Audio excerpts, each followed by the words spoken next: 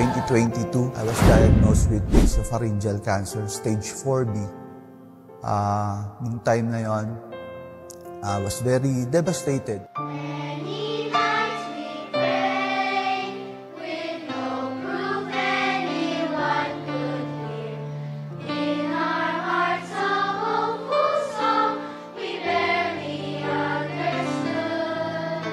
Yung procedure nung gamutan, 16 na chemotherapy, 35 na radiation, 16 na immuno, zombie talaga ako. Sad-sad talaga. Nagka-anxiety ako, nagka-depression ako. Kasi hindi ko alam kung saan magsisimula kung saan huhugot ng lakas. Sobrang dark ng buhay. Sobrang parang sa lahat ng bagay na makita ko, goodbye, goodbye. Hindi ko na kayo makikita. Yun yung masakit.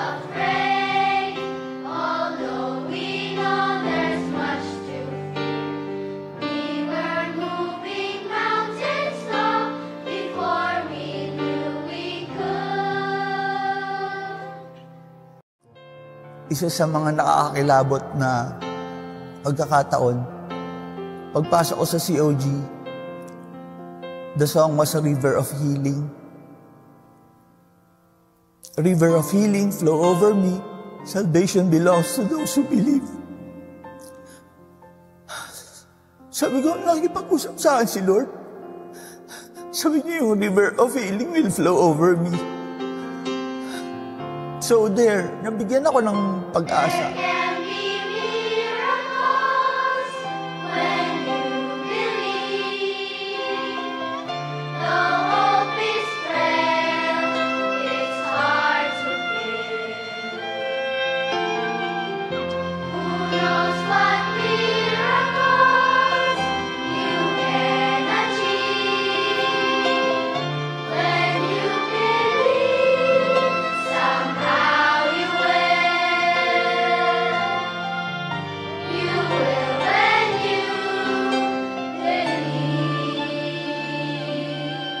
January 2022 yung na-diagnose ako.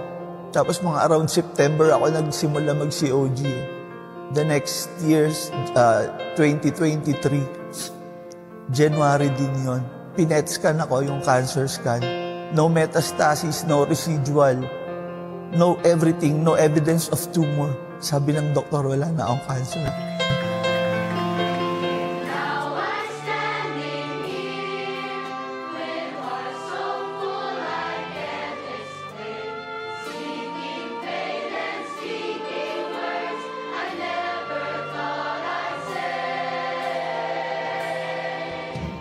Tinawag mo ako through a disease na nagpapasalamat ako. Kasi kung wala tong cancer, doon pa rin ako sa buhay ng worldly. Lord, itong buhay ko na dala-dala ko ngayon, Lord, ilalapag ko sa harapan mo, Lord. Ikaw na po yung magdedesisyon na sa buhay na yan, Lord. Hindi na ako.